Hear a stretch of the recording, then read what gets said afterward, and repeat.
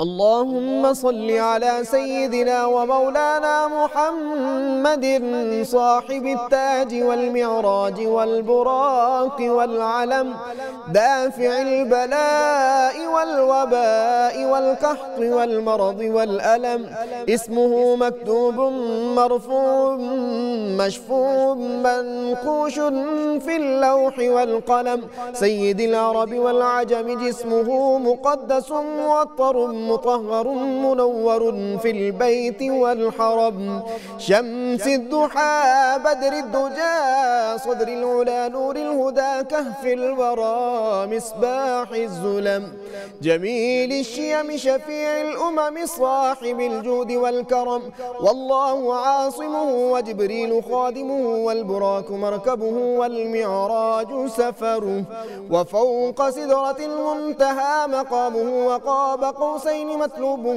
والمطلوب مقصوده والمقصود موجوده سيد المرسلين خاتم النبيين شفيع المذنبين أنيس الغريبين رحمة للعالمين راحة العاشقين مراد المشتاقين شمس العارفين سراج السارقين مصباح المقربين محب الفقراء والغرباء واليتامى والمساكين سيد الثقلين نبي الحرمين إمام القبلتين وسيلتنا في الدارين صاحب قاب قوسين محبوب رب المشرقين ورب المغربين جد الحسن والحسين مولانا ومولى الثقلين سيدنا أبي القاسم محمد بن عبد الله نور من نور الله يا أيها المشتاقون بنور جماله بلغ العلا بكماله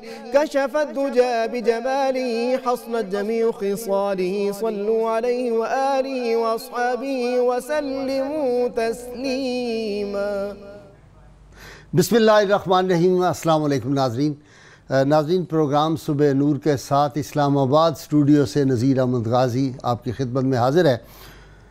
حضرت ابو انیس محمد برکت علی صاحب رحمہ اللہ کی مشہور تالیف اسماء النبی الکریم صلی اللہ علیہ وآلہ وسلم سے ایک اسم مبارک پڑھنے کی سعادت حاصل کر رہا ہوں۔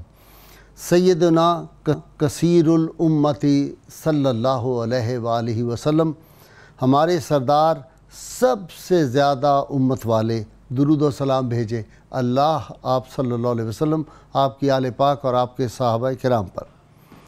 حضرت عبداللہ ابن عباس رضی اللہ عنہ سے روایت ہے کہ حضور اکرم صلی اللہ علیہ وآلہ وسلم نے ارشاد فرمایا، میرے سامنے سابقہ امتیں پیش کی گئیں تو میں نے بعض انبیاء کرام علیہم السلام کو دیکھا کہ ان کے ساتھ ایک چھوٹی سی جماعت ہے، بعض کے ساتھ ایک آدمی اور بعض کے ساتھ دو آدمی ہیں۔ اتنے میں ایک بہت بڑی امت مجھے دکھائی گئی تو میں نے سوچا شاید یہ میری امت ہے، تو مجھے بتایا گیا کہ یہ حضرت موسیٰ علیہ السلام کی امت ہے۔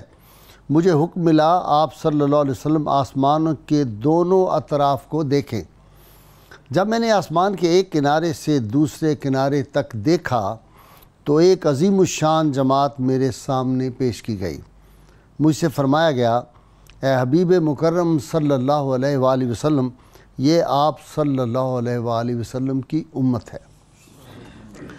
ناظرین کرام، آج ذکر پاک ہے کس ہستی کا جو فداکار رسول صلی اللہ علیہ وسلم، جو جانثار رسول، جو غم گسار رسول، جو وفادار رسول، جو رازدار رسول، جو یار غار، جو یار مزار، اور جن کے بارے میں جو ہم نے پچھلے اپنے پروگرام کیے تھے مجھے بہت پسند ہے۔ میں ہمیشہ وہ شعر پڑھتا ہوں کہ جانشین سید ابرار کی باتیں کریں اور مصطفیٰ کے پہلے پہلے پیار کی باتیں کریں۔ اور علامہ نے بڑی خوبصورت بات کی۔ علامہ اقبال نے کہا، قوت قلب و جگر گردد نبی اور از خدا محبوب تر گردد نبی، ذرائے عشق نبی از حق طلب، سوز صدیق و علی از حق طلب۔ حضور نبی کریم صلی اللہ علیہ وسلم کی ذات گرامی دل و جگر کی تقویت کا باعث بنتی ہے۔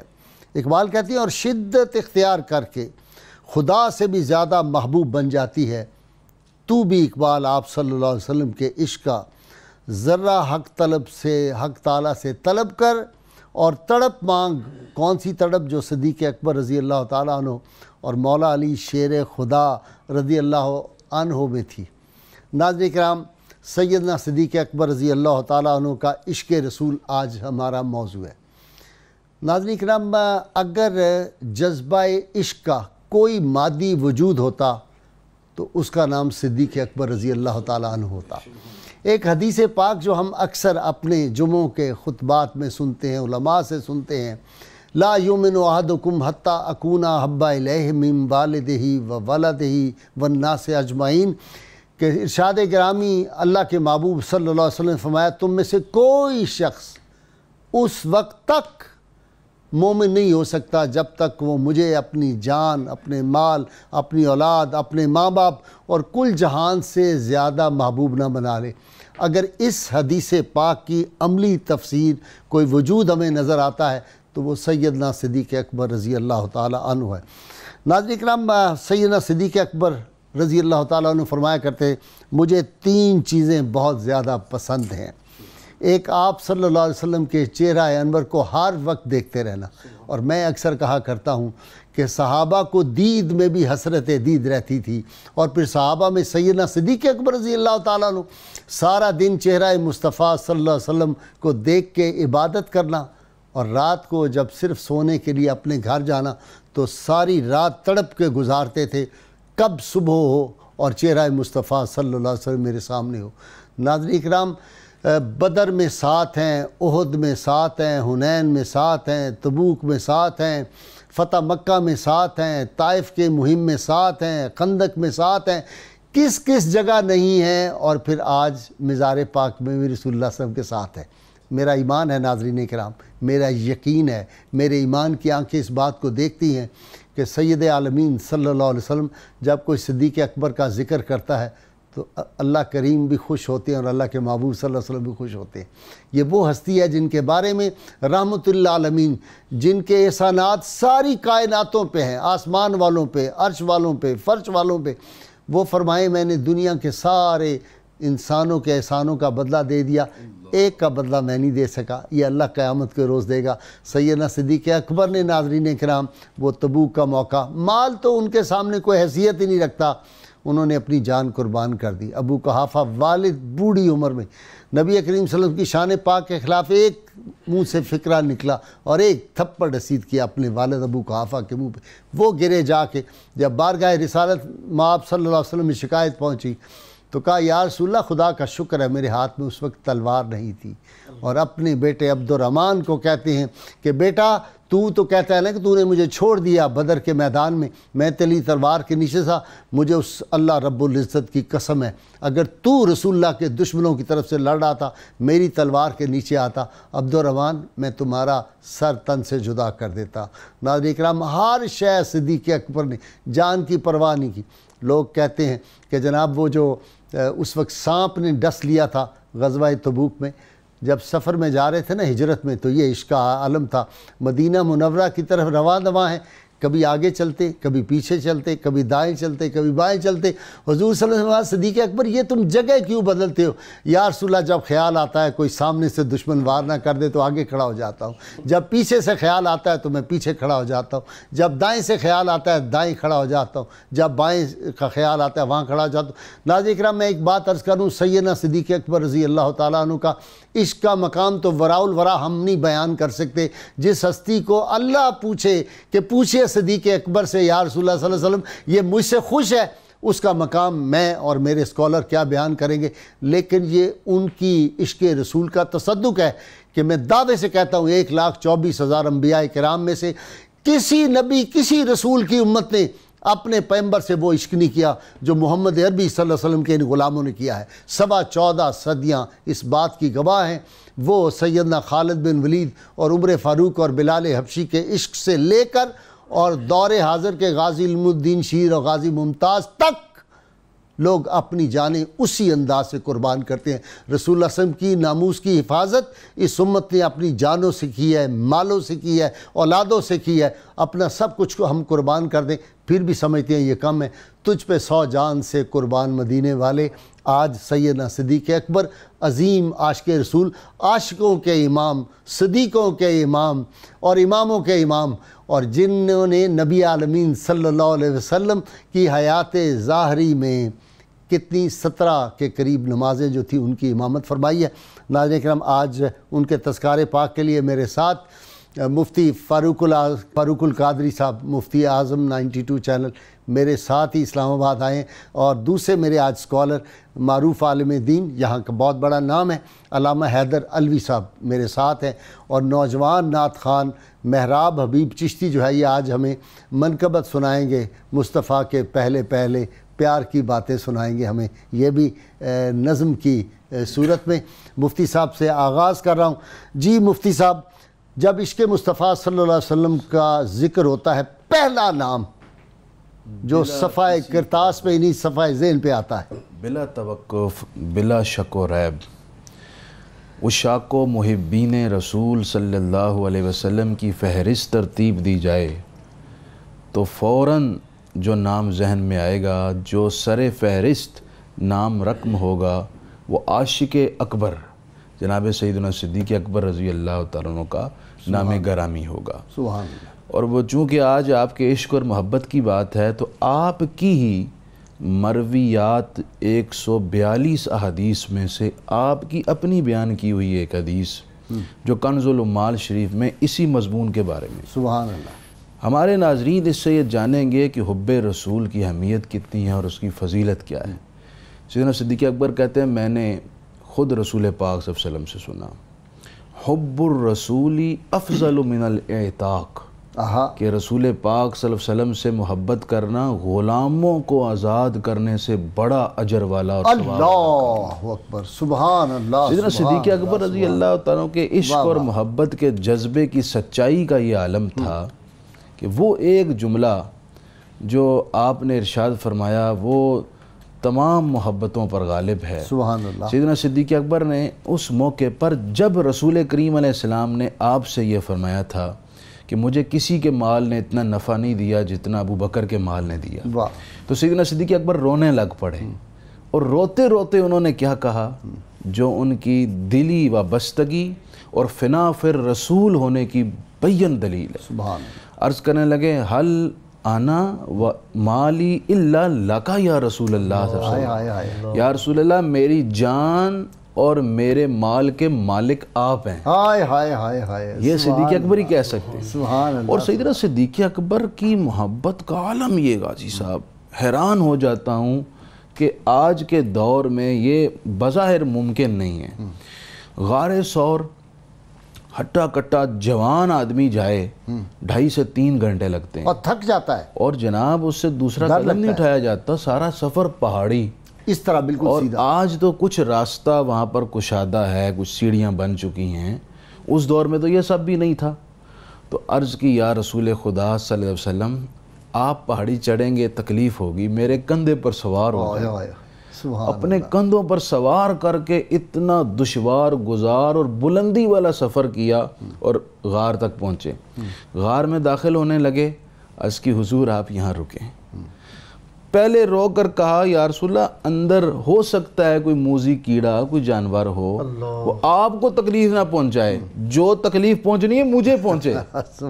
اپنا تن پیش کر دیا، اندر داخل ہوئے، سوراخ تھے وہاں، کپڑے لگائے، جو سوراخ کپڑا نہیں بچا، خالی رہ گیا، انگوٹھا رکھ لیا۔ سانپ آ کر، کپڑا سارا ختم ہو گیا تھا، کپڑا ختم ہو گیا تھا جی، تو وہ اپنی پاؤں کا انگوٹھا رکھ دیا۔ سانپ بھی زیارت کے شوق سے آیا تھا لیکن اس کو راہ نہیں ملی، اور سیدنا صدیق اکبر کا عشق یہ کہتا تھا کہ رسول پاک کو کوئی شے تکلیف اور اذیت نہ دے، تو وہ ڈنگ مارتا رہا، ڈستا رہا۔ صدیق اکبر نے اپنی جان گویا کہ قربان کر ڈالی اور رسول پاک صلی اللہ علیہ وسلم کی دربار سے عشق اور محبت کا صلہ لے لیا۔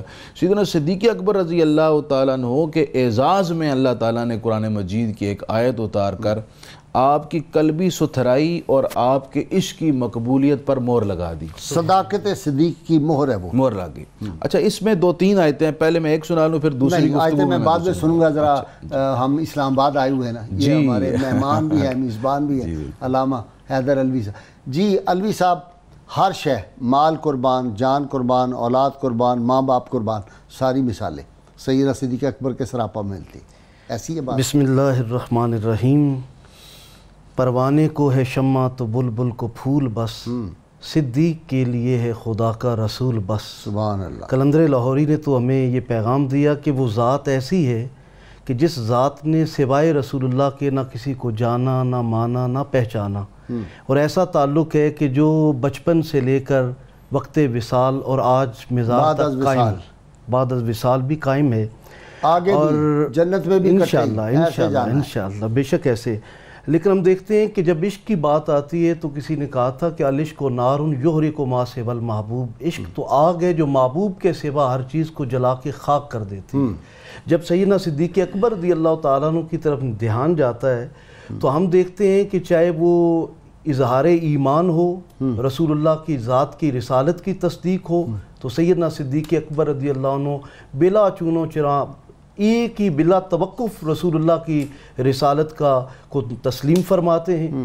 حضور نبی کریم تشریف لے کر جاتے ہیں عرش الہی شب معراج, سب سے پہلے آپ تصدیق فرماتے ہیں.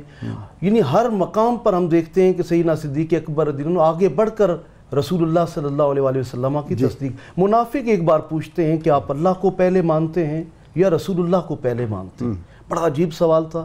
کلمہ طیبہ کا تقاضا یہ تھا اس ترتیب کا کہ فرماتے میں اللہ کو پہلے مانتا ہوں, لیکن عشق رسول کا ٹھاٹھے مارتا سمندر جو آپ کے قلوب و اذہان کے اندر ہر لمحے موجزن رہتا تھا, اس کا مطالبہ اور تقاضا بالکل الگ تھا. آپ نے برجستہ جواب دیا میں پہلے رسول اللہ کو مانتا ہوں پھر اللہ کو مانتا ہوں.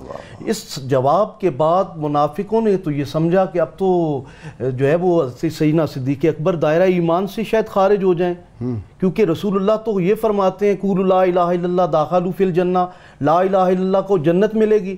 رسول اللہ نے زندگی بھر خدا کا تعارف کروایا, لیکن سیدنا صدیق اکبر نے اس خدا کو کیسے مانا, اس الہ کو کیسے مانا؟ کہا میں پہلے رسول اللہ کو مانتا ہوں. جب حضور کی بارگاہ میں پہنچے تو آقا مسکرا رہے تھے. فرمایا کہ اے صدیق اکبر, آپ کے اس جواب پر پروردگار عالم فرما رہا ہے میں یطع الرسول فقد اطاع اللہ. جو رسول کا ہے وہی خدا کا ہے, اور جس نے رسول کو پہلے تسلیم کیا اسی نے حقیقت میں اللہ کو تسلیم کیا ہے. مطلب رسول اللہ ہی کی قربت خدا کی قربت کا پتہ دیتی ہے. اور اس بات ایک روایت میں اپنا علامہ صاحب یہ بھی آتا ہے کہ انہوں نے کہا اللہ پہلے یہاں تھا اور ہم بھی یہاں تھے, تو ہمیں نہیں پتہ تھا.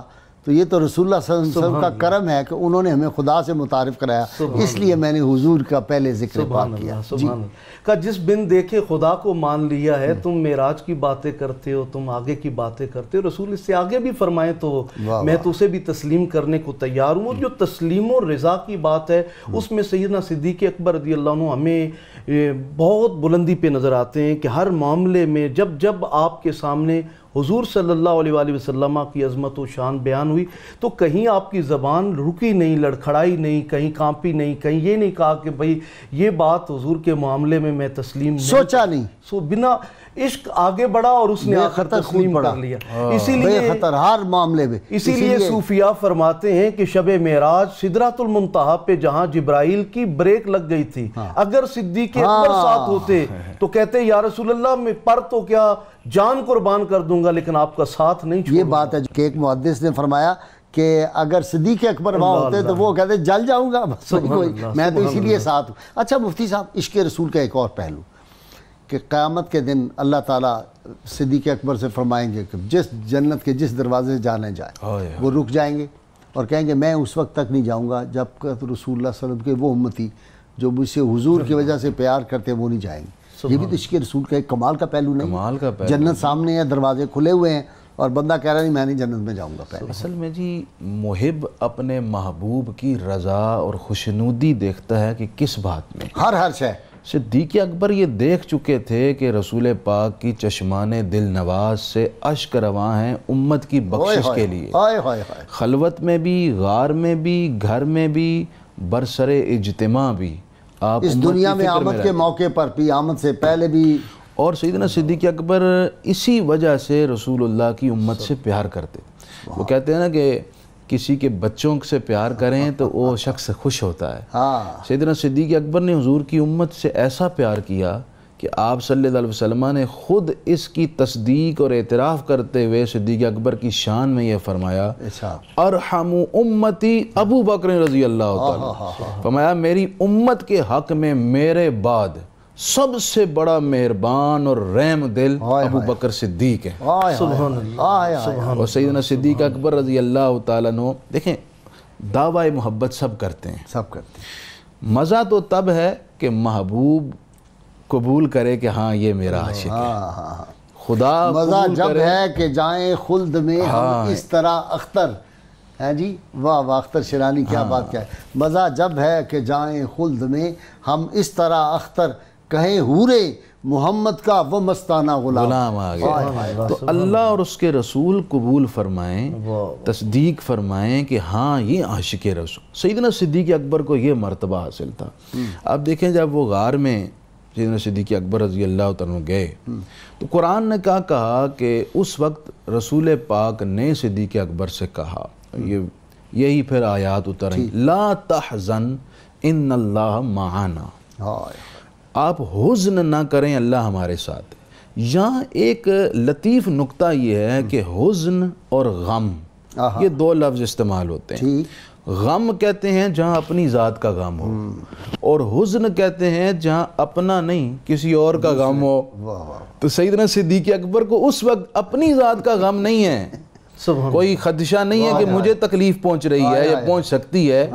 رسول پاک صلی اللہ علیہ وسلم کی جانب سے وہ ان کا دل اضطراب میں ہے کہ کہیں تکلیف نہ پہنچے، تو قرآن نے تصدیق کر دی لا تحزن، کہ یہ رسول اللہ کا وہ یار ہے جس کو اپنی پرواہ ہی نہیں، صرف اور صرف رسول اللہ کے آرام کی اور آسائش کا خیال اس کے سینے میں ہے۔ پھر سیدنا صدیق اکبر رضی اللہ تعالیٰ عنہ کو ایک دفعہ جب آپ نے ہی عرض کی تھی آقا کریم کی بارگاہ میں، حضور آپ کے بلال پر بڑا ظلم ہو رہا ہے، کافر بہت تشدد کرتا ہے اور ان کی ننگی پیٹھ پر گرم پتھر رکھتا ہے، جسم کو جھلساتا ہے، حضور اس کی چیخیں سنی نہیں جا رہی۔ تو سرکار کریم نے فرمایا کہ ابو بکر جاؤ اس کو خرید کر آزاد کر دو۔ اب سیدنا صدیق اکبر چمک سے، مسکراہٹ سے اور بڑے دل سے خوشی وہاں سے نکلے کہ آقا نے مجھے کہہ دیا۔ اب عاشق صادق کیا کرتا ہے، پیسے کی پرواہ چھوڑ دی، مالک کے پاس پہنچے، کہا کہ امیہ بن خلف کے پاس، امیہ کے پاس، یہ غلام آزاد کر، مجھے بیچ دو۔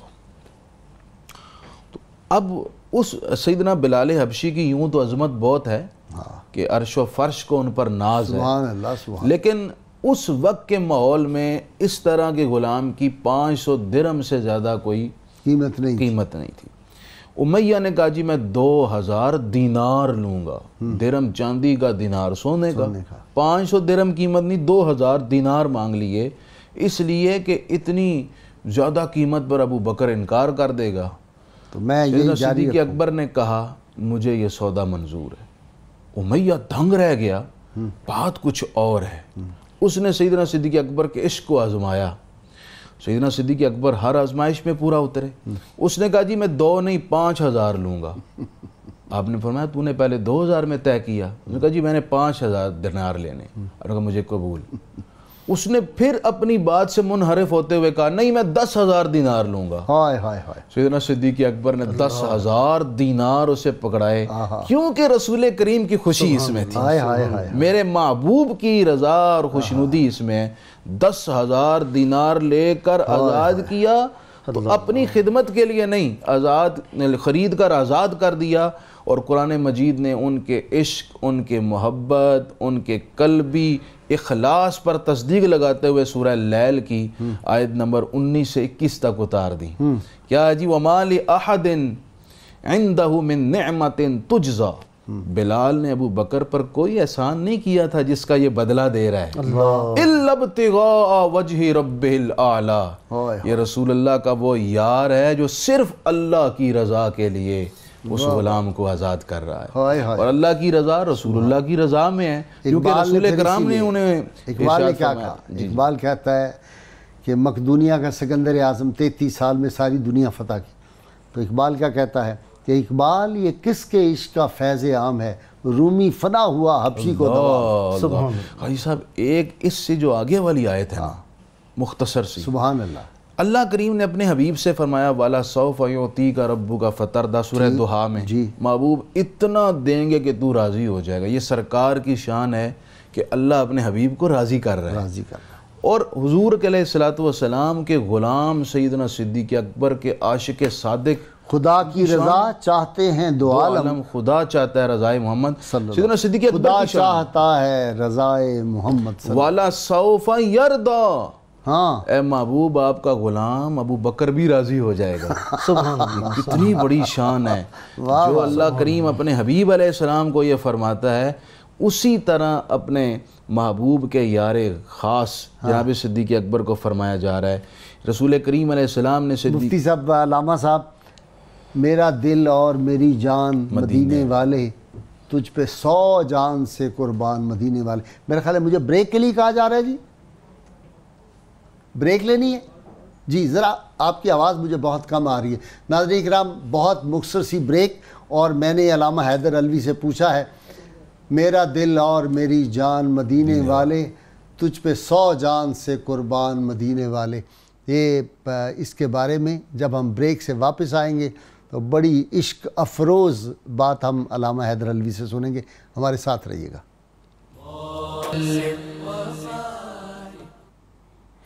ویلکم بیک ناظرین کرام، میں نے ابھی علامہ حیدر علوی سے پوچھا کہ وہ بیدم وارسی نے کہا تھا میرا دل اور میری جان مدینے والے، تجھ پہ 100 جان سے قربان مدینے والے۔ جی سبحان اللہ، قبلہ انتہائی اعلیٰ اور خوبصورت شعر، اور میں یہ سمجھتا ہوں کہ امت مسلمہ کے ہر فرد کے ایمان کی یہی کیفیت ہونی چاہیے اور ہوتی بھی ہے، اور جسے کہ آپ نے اپنے انٹرو میں فرمایا تھا کہ سیدنا صدیق اکبر رضی اللہ عنہ سے لے کر بعد میں آنے والے جو غازیان امت ہیں اور شہدائے ناموس رسالت ہیں، انہوں نے پروو کیا کہ ہمارا سب کچھ حضور پہ قربان ہے اور سب کچھ ہمارا حضور کی ذات ہے۔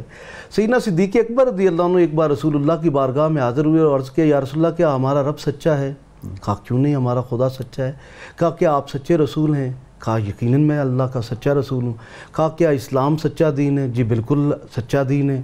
کہا کیا قرآن سچی کتاب ہے؟ جی بالکل سچی کتاب ہے۔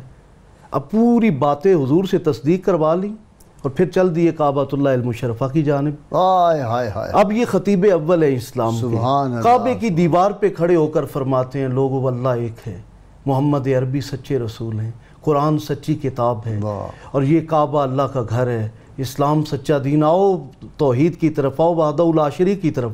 پھر کیا تھا کہ قریش کب کسی کا ہاتھ آ رہا ہے، کسی کے ہاتھ میں ڈنڈا ہے، کسی کے ہاتھ میں پتھر ہے، اس قدر لہو لہان کر دیا۔ ہر دور میں یہی ہوا ہے، جس نے حق کی بات کی ہے، آج بھی ہم نے دیکھا کہ دین کی بات کسی نے کی ہے تو اس پہ وہی تشدد، وہی ظلم ہوتا ہم دیکھتے ہیں روزمرہ زندگی میں۔ بے شک، تو کعبے کے سائے میں آپ کے اوپر تشدد ہوتا ہے اور اس قدر شدت کے ساتھ کہ آپ قریباً محسوس کیا جاتا ہے کہ کہیں آپ کی روح آپ کے کف سے انصری سے پرواز نہ کر جائے۔ ایسے میں ان میں جو سمجھدار لوگ تھے انہوں نے کہا یہ دیکھو ان کا قبیلہ بہت بڑا ہے، اور اگر یہ خبر قبیلے تک پہنچ گئی یا یہ اس طرح بے حس اور بے جان حالت میں اپنے قبیلے کی طرف گئے اور وہ بدلہ لینے پر آئے تو اس قدر شدید رد عمل آئے گا کہ ہم میں سے کوئی بھی نہیں محفوظ رہے گا۔ تو انہوں نے پھر یہ فیصلہ کیا کہ آپ ان کو اس حالت میں چھوڑ دیں تاکہ یہ بالکل دنیا سے بالکل ٹھیک۔ تو آپ کو نیم مردہ حالت میں بظاہر چھوڑا گیا، کس پاداش میں کہ رسول اللہ کی رسالت کو بیان کیا، اللہ کی توحید کو بیان کیا۔ اب وہ اٹھا کے آپ کو گھر لاتے ہیں، اور گھر میں جب والدہ کے پاس پہنچتے ہیں تو اس دور کے مطابق جس طرح اس دودھ کو بطور علاج کے پیش کرتی ہیں والدہ کہ اس قدر شدت سے زخمی ہیں آپ، تو آپ کی تسکین کے لیے، دلجوئی کے لیے اور آپ کی اس تکلیف کو کم کرنے کے لیے یہ دودھ کا پیالہ پیش کرتے ہیں، اور آپ اللہ کی عزت کی قسم اٹھا کر فرماتے ہیں ماں میرے لیے اس کا ایک قطرہ بھی حرام ہے جب تک کہ میں رسول اللہ کے رخ بددعا کی زیارت نہ کر لوں۔ اب ماں کہتی ہیں بیٹا جس کے سبب اتنا ظلم ہوا، جس کے سبب آپ کو اتنا زخمی کیا گیا، جس کے سبب آپ پہ اتنا تشدد ہوا، پھر انہی کا نام لیتے ہیں۔ آپ نے فرمایا ماں آپ کو کیا خبر، اس ظلم اور اس تشدد میں جو مجھے لطف آیا ہے، اس نے میری عشق رسول کے جذبے کو اور ہوا دی ہے، اس نے میری محبت رسول میں اور چنگاری کو بھڑکا دیا ہے۔ اب تو حالت یہ ہے جب تک رخ بددعا نہیں دیکھوں گا اس پیالے سے ایک گھونٹ تو دور ایک قطرہ بھی اپنے حلق سے نہیں اتاروں گا۔ اور پھر دیکھا اب وہ لے کے چل پڑی، اور پھر وہ لے کر چل پڑتی ہیں کیونکہ مجبور ہیں کہ میرا بیٹا ہے، زخمی ہے، اس کے لیے اس کو بہتر کرنا ہے، ٹھیک کرنا ہے۔ اب اگر اس کی کوئی اور علاج نہیں ہے، اس کی کوئی اور صورت نہیں ہے سوائے چہرہ بددعا کی زیارت کے، اب وہاں پھر وہاں پہنچ گئے، رسول خدا دار ارقم میں پہنچ گئے۔ سبحان اللہ، رسول خدا صلی اللہ علیہ وآلہ وسلم کے چہرہ بددعا کی طرف نگاہ پڑتی ہے تو پھر یہی ہوتا ہے کہ یا رسول اللہ اگر آپ سلامت ہیں تو دنیا کی ہر مصیبت ہیچ ہے، دنیا کی کوئی تکلیف۔ جب رسول اللہ صلی اللہ علیہ وسلم نے دیکھا اور آپ کی والدہ تھی اور ایک صحابیہ تھی، غالباً ام ایمن ہے جو ساتھ گئی ہیں، ام جمیل آپ کی ام جمیل ساتھ گئی، تو وہ سہارا دے کے لے کے گئی تھی، تو حضور صلی اللہ علیہ وسلم تیزی سے اٹھے اور آپ صلی اللہ علیہ وسلم کی چشمان مبارک سے اس وقت آنسو تھے، اور آپ چہرے صدیق اکبر کو کبھی پیشانی پہ بوسہ، کبھی دائیں کبھی بائیں بوسے دے رہے تھے، اور یہ کیا شان تھی جی پھر، بالکل ایسی ہی شان تھی صدیق اسے ایک اکبر بوسے پہ ساری دنیا قربان۔ حضور والا حیرانگی کی بات یہ ہے کہ ایسا عاشق تاریخ انسانیت میں کوئی نہیں آیا۔ حضرت سیدنا عبداللہ بن عمر رضی اللہ تعالیٰ کی ایک حدیث ہے، مفتی صاحب یہاں مجھے آپ کو روکنا پڑا، جی وہ جس سے لکھی تھی نا ٹور آنڈرے نے کتاب، یہ سویڈن یونیورسٹی کے پروفیسر تھے، ٹور آنڈرے لکھی محمد مین اینڈ ہز فیتھ، بڑی زبردست کتاب، اس میں اس نے لکھا میں نے ساری تاریخ انسانیت کو پڑھا ہے، محمد صلی اللہ علیہ وسلم کی بات تو وراء الورا ہے، ہم ان کے بارے میں اپنے پر جو تھے مذہبی رہنما پادری ان سے سنتے تھے، کہتے ہیں میں نے صدیق اکبر عمر فاروق کو جب پڑھا تو مجھے تو تاریخ انسانی میں ان کے جوڑ تک نہیں آیا۔ ایسا ہی ہے حضرت والا، ایسی محبت کسی فرد کو کسی فرد کے ساتھ تاریخ اسلام میں ہوئی ہے پوری دنیا کی تاریخ میں، جی تاریخ اسلام نہیں، تاریخ پوری انسانیت دنیا میں تاریخ انسانیت۔ حضرت عبداللہ بن عمر کہتے ہیں کہ جب رسول کریم علیہ السلام کا وصال ہوا تو آپ کے وصال کے غم میں، اب صدیق اکبر کا کردار دیکھیں، ایک طرف اسلام کو سنبھالا، پامردی اور استقامت کا مظاہرہ کیا، اور صحابہ کرام کے حواس اس وقت بظاہر قائم نہ رہے اور یہ یقین نہیں کر رہے تھے آقا کریم کا وصال ہو گئے۔ صدیق اکبر رضی اللہ تعالیٰ اس وقت چٹان بن کر کھڑے ہو گئے، اسلام کو سنبھالا۔ دوسری طرف دل کے اندر جو عشق اور محبت تھی اس نے اس قدر ملال ڈالا ہجر کا اور فراق کا، عبداللہ بن عمر کہتے ہیں کہ صدیق اکبر کی صحت دن بدن گرنے لگ پڑی، آپ پگھلنے لگ پڑے، اتنا پگھلے کہ صرف 2 سال بعد حضور کے عشق کی وجہ سے جدائی کے غم میں آپ کا وصال ہو گیا، ہجر مصطفیٰ صلی اللہ علیہ وسلم برداشت نہیں ہوا۔ دیکھیں جی، ہجر کی وجہ سے جسم پگھل گیا اور آپ کا وصال ہو گیا۔ سیدہ فاطمہ الزہرا سلام اللہ علیہا 6 ماہ وصال فرما گئی۔ پھر سیدنا صدیق اکبر کی محبت کا عالم یہ کہ جس دن وصال ہوا، اپنی لخت جگر ام المومنین سیدہ عائشہ صدیقہ رضی اللہ عنہا سے فرمایا آج کون سا دن ہے؟ عرض کی باجی آج پیر ہے۔ میں تمہیں یاد ہے رسول پاک کا وصال کس دن ہوا؟ پیر کو۔ میں آج پیر ہے، میری اللہ کے حضور التجا ہے کہ مجھے پیر والے دن ہی اپنے حضور بلا لیں۔ عشق کی وجہ سے یہ مناسبت بھی چاہتے ہیں۔ پھر پوچھا کہ آپ کو پتہ ہے کتنے کپڑوں میں آپ صلی اللہ علیہ وسلم کو کفن دیا گیا تھا؟ جی یا رسول اللہ، جی ہے میرے پیارے ابا جان، 3 کپڑوں میں۔ فرمایا یہ 3 کپڑے ہیں، مجھے ان میں کفن دینا۔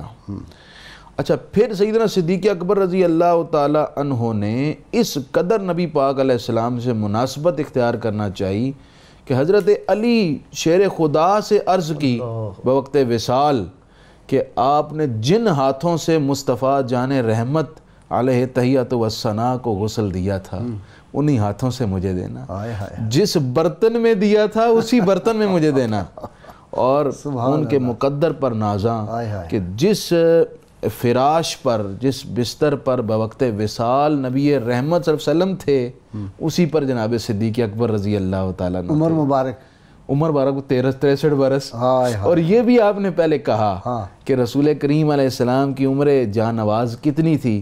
63 سال۔ میرے بھی 63 سال پورے ہو گئے۔ مفتی صاحب، علامہ صاحب، آپ کو یاد ہے کہ جب رسول اللہ صلی اللہ علیہ وسلم کا وصال پاک ہو گیا تو یہ جاتے تھے سیدنا صدیق اکبر اور پرندوں کو دیکھتے تھے، درخت پہ بیٹھے ہوئے تھے، کہتے تم پرندوں مجھ سے بہتر ہو۔ کبھی کسی اور دیکھ لیتے اس کو کہتے تم مجھ سے بہتر ہو، اے پہاڑوں تم مجھ سے بہتر ہو۔ فراق رسول میں اس طرح کی باتیں، اور وہ جو آخری وقت سیدہ عائشہ صدیقہ رضی اللہ تعالیٰ نے کوئی اشعار پڑھ دیے تھے اور انہوں نے کہا، اٹھ کے بیٹھ گئے اور کہا کہ میری بیٹی، جو نبی کریم صلی اللہ علیہ وسلم کے اشعار پڑھے جائیں وہ کسی دوسرے کے لیے نہیں پڑھے جا سکتے۔ ہماری آج بد نصیبی یہ ہے کہ لوگ مثالیں دینا شروع کرتے ہیں کہ حضور صلی اللہ علیہ وسلم کی طرح، اور ہمارا وہ موازنہ شروع کر دیتے ہیں اپنے عزیز و اقارب سے۔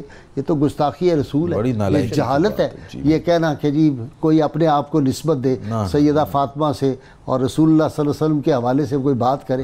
ہم تو رسول اللہ صلی اللہ علیہ وسلم کیا کسی ایک صحابی کے غلام در غلام، ان کے کتوں کے برابر نہیں ہو سکتا۔ دیکھیے، ہم جب سیدنا صدیق اکبر رضی اللہ عنہ کی ذات کو دیکھتے ہیں تو جیسے حکم میں لا تقدموا بین یدی اللہ ورسولہ، کہ اللہ اور اس کے رسول کے حکم سے آگے نہ بڑھو، عشق رسول اس انتہا پہ تھا کہ ایک دن مسجد نبوی میں داخل ہوتے ہیں اور چوکھٹے مسجد نبوی میں ایک قدم اندر رکھا اور ایک باہر، اور بنی اسرائیل کا واقعہ آقا بیان فرما رہے ہیں اور اس میں لفظ آتا ہے بیٹھ جاؤ۔ آپ مکے کے سب سے بڑے سرداروں میں شامل تھے، بڑے تاجروں میں شامل تھے، اور مکے کے چوٹی کے قانون دانوں میں شامل تھے زمانہ جاہلیت جب لوگوں پر تھا۔ تو آپ اس لمحے بھی باقاعدہ پڑھے لکھے اور قانون دان تھے، اور آپ کی زبان سے نکلے ہوئے جملے لوگ تسلیم کرتے تھے۔ ایسے ماحول میں کتنا بڑا قانون دان جب عشق رسول میں ڈوبے تو پھر کیا ہوا؟ جب فنا پھر رسول بنے، وہ واقعہ سنا جب واقعہ حضور نے فرمایا کہ بیٹھ جاؤ، کانوں میں پڑے تو وہیں بیٹھ گئے۔ لوگوں نے کہا کہ ابو بکر آپ تو بڑے ذہین، بڑے فتین، بڑا آپ کو اللہ نے علم سے نوازا ہے اور آپ ایک عقل و شعور اور دانشور ہیں، تو آپ تھوڑا آگے ایک پاؤں رکھ کر اندر بیٹھ جاتے یا ایک پاؤں واپس رکھ کر باہر بیٹھ جاتے۔ یہ اس چوکھٹ کے اوپر بیٹھ جانے میں آپ نے فرمایا اللہ کی عزت کی قسم، اگر صدیق اکبر ایک قدم آگے رکھتا یا ایک قدم پیچھے رکھتا تو نہ میرا ایمان سلامت رہتا، نہ نسبت رسالت سلامت رہتا۔ جن کو حضور کی چوکھٹ کا اتنا حیا اور آقا کے فرامین کا اتنا احساس اور پاس تھا، آج رسول اللہ صلی اللہ علیہ وسلم کی اگر بیٹیوں کی مثالیں دی جا رہی ہیں تو میں یہ سمجھتا ہوں کہ انہوں نے نہ تو سیرت کا مطالعہ کیا، نہ انہیں صحابہ کے طرز ایمان سے کوئی تعلق ہے۔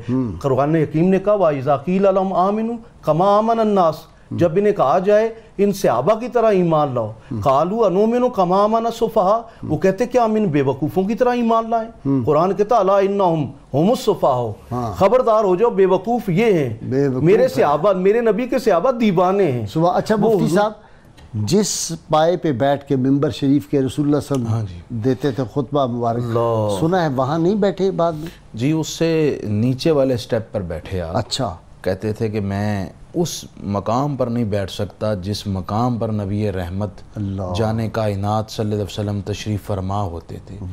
اصل بات یہ ہے کہ اچھا وہ واقعہ بھی ذرا بتائیں کہ نماز کی امامت کرا رہے تھے اور آپ صلی اللہ علیہ وسلم کی تشریف لے آئے، تو یہ آپ نے بھی بارہا بیان فرمایا، ناظرین بھی سنتے ہیں کہ محسوس صحابہ کرام نے پھر تصفیق کی ہاتھ کی ہتھیلی پر، ایک ہاتھ کی ہتھیلی پشت پر، دوسرے ہاتھ کی ہتھیلی ماری۔ سیدنا صدیق اکبر کو معلوم ہوا، پیچھے آنا چاہا تو نبی کریم علیہ السلام نے اشارہ فرمایا آپ وہیں رک کر نماز پڑھیں۔ نماز کے دوران ہی ہاتھ اٹھا کر اللہ کا شکر ادا کیا کہ مجھے رسول پاک یہ فرما رہے ہیں، میں اس قابل کہاں کہ میں آپ صلی اللہ علیہ وسلم کا امام بن گیا۔ ابو قحافہ کے بیٹے کی کیسے جدا؟ رسول کریم علیہ السلام نے پوچھا کہ ابو بکر آپ پیچھے کیوں آ گئے؟ میں نے جو کہا تھا آپ پڑھ لیتے۔ تو عشق نے گوارا نہ کیا کہ آگے کھڑا ہوں، تو ایک جواب جو دیا اس پہ بڑی لطیف بات ہے۔ ایک تو یہ کہ ماں کان لابن ابی قحافہ یصلی بین یدی رسول اللہ، ابو قحافہ کے بیٹے کی کیا اوقات اور حیثیت ہے کہ رسول اللہ کے سامنے لے جائے، آگے کھڑا پر امام بن کر آپ کو نماز پڑھائے۔ میری یہ کیا حیثیت؟ یہ عشق میں ڈوبا ہوا جواب ہے۔ لطیف نکتہ یہ ہے کہ عربوں میں کسی شخصیت کے نام کے مقابل اپنا نام لیا جائے تو یہ ایک برابری کو ظاہر کرتا ہے کہ میں ان کے برابر ہوں۔ انہوں نے عرض کرتے ہوئے کیا کہا؟ ماں کانا لابن ابی قحافہ، ابو قحافہ کے بیٹے کی کیا اوقات ہے رسول اللہ کے مقابل کھڑا ہو۔ یہ ہے ان کا عشق۔ بھائی صاحب مجھے ایک بات یہ کرنی ہے، آپ کا رسول کریم علیہ السلام سے قلبی رابطہ اس قدر تھا کیونکہ آپ فنا فی الرسول تھے، مزاج شناس رسول سب ماہر سے بڑھ معراج، کر، اور اس قدر ماہر معراج کہ جو تجلیات اللہ تعالیٰ کی جانب سے رسول کریم کے قلب اطہر پر اترتی ان کا عکس صدیق اکبر کے دل پر پڑا کرتا۔ اس کی واضح دو مثالیں ہیں۔ ایک بخاری شریف کی حدیث کہ جب رسول کریم علیہ السلام نے یہ جملہ فرمایا تھا ان اللہ اختار عبدہ بین الدنیا و بین ما عندہ، کہ اللہ کریم نے اپنے ایک بندے کو یہ اختیار دے دیا ہے کہ دنیا میں رہیں یا میرے پاس آ جائیں۔ صدیق اکبر نے یہ سنا سب خوش، سب صحابی خوش، خاموش ہیں۔ صدیق اکبر رو پڑے اور جس طرح ایک کسی کی یاد میں تڑپتے ہیں، تڑپ تڑپ کر رونے لگے۔ تو کسی نے ان کی حالت زار دیکھ کر پوچھا آپ رو کیوں رہے ہیں؟ رسول پاک نے تو کسی بندے کی مثال دی ہے۔ تو آپ فرمانے لگے جس بندے کی آپ نے مثال دی ہے وہ کوئی اور نہیں، رسول کریم اپنا حال بیان فرما رہے ہیں۔ یہ آپ نے سمجھا، یہ قلبی رابطہ تجلی کا عکس تھا۔ دوسری مثال صلح حدیبیہ پر جب آپ نے شرائط قبول کر لیں تو سیدنا عمر رضی اللہ تعالیٰ نے آ کے رسول کریم علیہ السلام سے کہا کہ آپ نے یہ شرائط قبول، کیا ہم اللہ حق پہ نہیں ہیں، ہم حق پر نہیں ہیں، دین سچا نہیں ہے، تو آپ نے کیوں قبول کی؟ تو رسول کریم صلی اللہ علیہ وسلم نے اس وقت جو جملہ ارشاد فرمایا تھا سیدنا فاروق اعظم نے سنا اور باہر آ گئے۔ وہ جملہ یہ تھا کہ آپ صلی اللہ علیہ وسلم نے فرمایا کہ ابو بکر، اے عمر، مجھے جو میں نے کہا ہے اسی کا مجھے حکم ہوا ہے۔ یہ سن کر آ گئے تو سیدنا فاروق اعظم پھر گئے حضرت ابو بکر کے پاس اور جا کر یہ ساری بات وہاں کی اسی انداز میں۔ تو سیدنا صدیق اکبر نے وہی جواب دیا جو سیدنا فاروق اعظم حضور علیہ السلام سے سن کر آ رہے تھے۔ فرمایا کہ ابو عمر، ہو سکتا ہے اللہ کریم نے انہیں وہی حکم دیا ہو۔ ہائے ہائے ہائے ہائے، یہ ہیں سیدنا صدیق اکبر، یہ ہے مزاج شناس قلبی تعلق اور رابطہ کے تجلیات کا عکس آپ کے قلب انور پر پڑا کرتا تھا۔ اسی لیے رسول کائنات صلی اللہ علیہ وسلم نے یہ بھی ارشاد فرمایا ابو بکر تمہارا عشق اور محبت ہمیں اتنا قبول ہے، کل قیامت ہم کٹھے ایک دوسرے کے ہاتھ میں ہاتھ ڈال کر اٹھیں گے اور انت صاحبی علی الحوض، حوض کوثر پر جب میں اپنے غلاموں کو جام محبت پلاؤں گا، جام کوثر پلاؤں گا، میں بھی وہاں کھڑا ہوں گا اور تم بھی میرے ساتھ کھڑے ہوگے۔ اور ہر جگہ صدیق اکبر رضی اللہ تعالیٰ کھڑے ہیں، کیوں جی؟ بے شک ایسے لیکن لفظ استعمال کیا انت صاحبی علی الحوض، تو قرآن حکیم میں تنہا سیدنا صدیق اکبر ایسے صحابی ہیں جن کی صحابیت کا تذکرہ ہے، اور کہا جاتا ہے جس چیز کا حسن کے ساتھ بیان کر دیا جائے اس کے کسی ایک ذرے اور جز کی توہین بھی حرام اور کفر ہے، ٹھیک، چاہے وہ اصحاب کہف کا کتا ہی کیوں نہ ہو۔ اگر وہ حسن کے ساتھ بیان ہو گیا تو اب اس کی آپ تذلیل توہین کریں گے تو براہ راست نص قطعی کی توہین اور قرآن کی توہین ہے۔ اسی طرح اس یقول لصاحب ہی، جب رسول اللہ نے اپنے صاحب سے فرمایا اور یہ صاحب اور کوئی نہیں تھا، وہ یار غار رسول سیدنا صدیق اکبر رضی اللہ عنہ تھے۔ اب صدیق اکبر رضی اللہ عنہ کیونکہ قرآن کی نص سے آپ کی صحابیت ثابت ہو گئی، اس لیے اب آپ کی زندگی کے کسی ایک گوشے پر حرف تنقید، کسی پر انگلی اٹھانا، آپ کے زندگی کے کسی بھی شب و روز میں سے کسی کے اوپر انگلی اٹھانا، یہ ایسے ہی توہین ہے آپ کی، وہ قرآن کی بھی توہین ہے اور اللہ پاک کی وحی کی توہین ہے۔ اس لیے کہا جاتا ہے کسی صحابی کی نفس صحابیت کا، غیر معروف صحابی ہے، آپ کو علم نہیں ہے، آپ کہتے ہیں میں نہیں مانتا اس کو یا میں نہیں جانتا اس کو، کہا یہ گمراہ ہے۔ لیکن سیدنا صدیق اکبر کی صحابیت کا اگر براہ راست کو انکار کر دیتا ہے تو وہ نص قطعی کا انکار کرتا ہے، قرآن کی آیت اور وحی کا انکار کرتا ہے، وہ دائرہ اسلام سے خارج ہے۔ یہ اعزاز فقط سیدنا صدیق اکبر رضی اللہ تعالیٰ عنہ کو حاصل ہے، اور میں یہ سمجھتا ہوں کہ یہ اس سبب سے ہے کہ آپ نے رسول خدا صلی اللہ علیہ وسلم سے ایسے نبھائی تھی کہ جو کائنات میں آج تک کسی پیغمبر سے ان کا کوئی صحابی نہیں نبھا سکا، اور صبح قیامت تک کے لیے ہمارے لیے مثال اچھا جی دیکھیں نا، جس طرح کا یہ لباس پہن لیں، بدل لیں، اللہ ملائکہ کو بھی حکم وہی پہنو پھر۔ وہ جو حدیث پاک ہے، حضرت حسان ممبر رسول پر بیٹھے ہیں، حضور علیہ السلام نے فرمایا کہ اے حسان، قل فی ابی بکر اقلت فی ابی بکر شیئا، میرے یار ابو بکر کی شان میں بھی کوئی منقبت کہی ہے؟ اچھا حضور میں نے کہی ہے۔ وہ پہلے سے تیار تھے کیونکہ وہ بھی سمجھتے تھے مزاج رسول یہ ہے کہ ابو بکر کی کے ساتھ سب محبت کریں، اور آپ کا وہ فرمان بھی ہے کہ کیا تم میری وجہ سے میرے یار ابو بکر کو اپنی تنقید سے بچا نہیں سکتے؟ سبحان اللہ۔ تو اور سیدنا حسان نے پھر وہ اشعار پڑھے، ثانی اثنین فی الغار المنیف وقد طاف العدو به طاف العدو به اذ صعد الجبل، سبحان اللہ۔ یہ شعر پڑھا۔ پھر دوسرا یہ تھا وَقَانَ حِبَّ رسول اللہ قد علموا من البریۃ لم یعدل به رجولا۔ ترجمہ یہ ہے کہ ساری کائنات میں رسول کریم صلی اللہ علیہ وسلم کے محبوب دوست ابو بکر کے مساوی اور برابر کا شخص کوئی نہیں۔ رسول کریم اتنا خوش ہوئے، صحابہ کہتے ہیں دندان مبارک کی زیارت نظر آنے ہوئی شروع تو آپ صلی اللہ علیہ وسلم نے اس وقت حضرت حسان کو ایک بات فرمائی، فرمایا ہوا کما قلتا، حسان جیسے تو نے کہا ہے نا میرا یار ایسا ہی ہے۔ ہائے ہائے ہائے۔ واہ واہ۔ جس وقت خدمت میں ان کی بو بکر و عمر عثمان و علی، اس وقت رسول اکرم کے دربار کا عالم کیا ہوگا۔ مفتی صاحب آپ کا بہت شکریہ، حیدر علوی صاحب آپ کا بھی بہت شکریہ، اور محراب حبیب چشتی تمہارا منقبت پڑھنے سے پہلے شکریہ۔ ناظرین کرام، کتاب الشفاء سے نسخے کا وقت ہو گیا۔ مفلسی سے نجات کا عمل۔ جو شخص نماز فجر سے قبل اپنے گھر کے چاروں کونوں میں روزانہ 10 مرتبہ اللہ تعالیٰ کے اسم مبارک یا رزاقوں کا ورد کرے گا تو انشاءاللہ تعالیٰ بہت جلد اس کے گھر سے مفلسی کا خاتمہ ہو جائے گا اور گھر خوشیوں سے بھر جائے گا۔ شرط یہ ہے کم از کم 11 مرتبہ کوئی بھی درود پاک جو آپ کو آتا ہو اول و آخر وہ ضرور پڑھیں۔ سیدنا ابو بکر صدیق رضی اللہ عنہ فرماتے ہیں سب سے سچی بات امانت ہے اور سب سے بڑا جھوٹ خیانت ہے۔ صبر نصف ایمان ہے اور یقین مکمل ایمان ہے۔ ہماری غیر مشروط محبت اور لامحدود وفاداری صرف اور صرف سرکار مدینہ سے ہے، اس لیے کہ ہم سمجھتے ہیں ساری عزتیں، ساری شانیں، ساری عظمتیں دربار مصطفیٰ صلی اللہ علیہ وسلم سے ملتی ہیں۔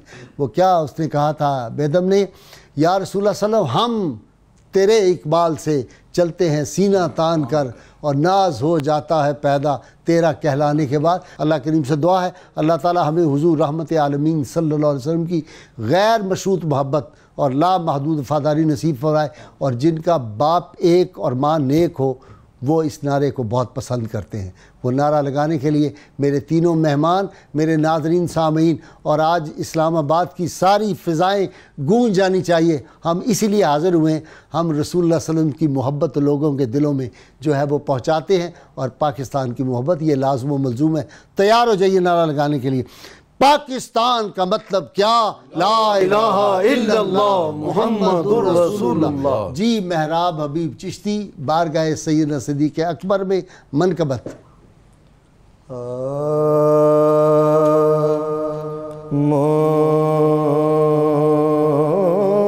مصطفیٰ کے پیار یارے غار بھی صدیق ہے،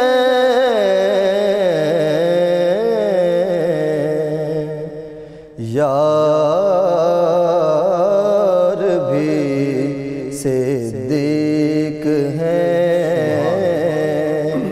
دلدار بھی صدیق ہے،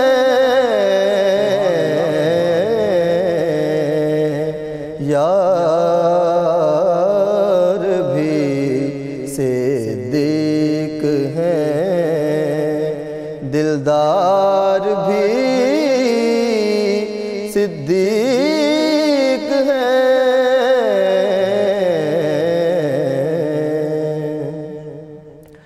غار والی رات میں تاروں سے زیادہ نیکیاں،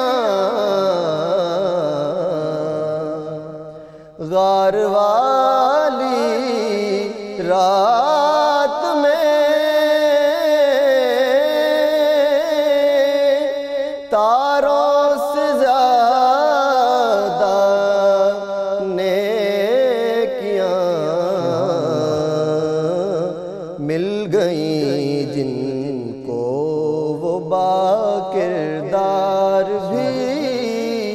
صدیق ہیں، مل گئی جن کو وہ با کردار بھی صدیق ہیں۔ سب سے پہلے آپ نے معراج کی تصدیق کی،